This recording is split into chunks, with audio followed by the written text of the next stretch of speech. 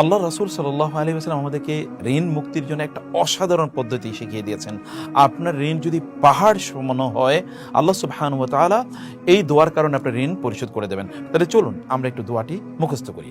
আল্লাহুম্মা কফিনি বিহালালিকা আন হারামিকা ওয়া আগনিনি বিফাদলিকা আম্মান সিওয়াকা। আল্লাহুম্মা, হে আল্লাহ, আল্লাহুম্মা, হে আল্লাহ, ইকফিনি, আপনি আমার জন্য যথেষ্ট হন, বা আমার জন্য আপনি যথেষ্ট করে দিন, বিহালালিকা, আপনার হালালের মাধ্যমে আপনি আমার জন্য যথেষ্ট হয়ে যান, এবং কি আন হতে হারামিকা, হারাম মানে হে আল্লাহ আপনি আমাকে হালাল জিনিস দিয়ে যথেষ্ট করে দেন, যেন কোনো হারামের প্রতি আমার হাত বাড়াতে না হয়। ওয়া আগনিনি, ওয়া এবং আগনিনি, আমাকে সচ্ছলতা দান করুন, গেনা গানি ধনী, সচ্ছলতা দান করুন, বি দ্বারা ফদলিকা, আপনার অনুগ্রহের দ্বারা, ফজল আমরা বলি আল্লাহর ফজলে, আপনার অনুগ্রহের মাধ্যমে,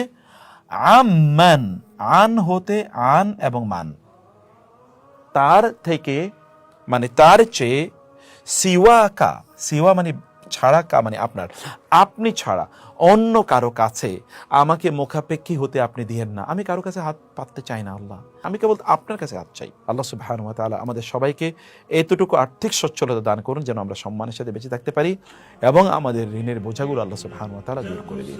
আল্লাহ, আসসালামু আলাইকুম।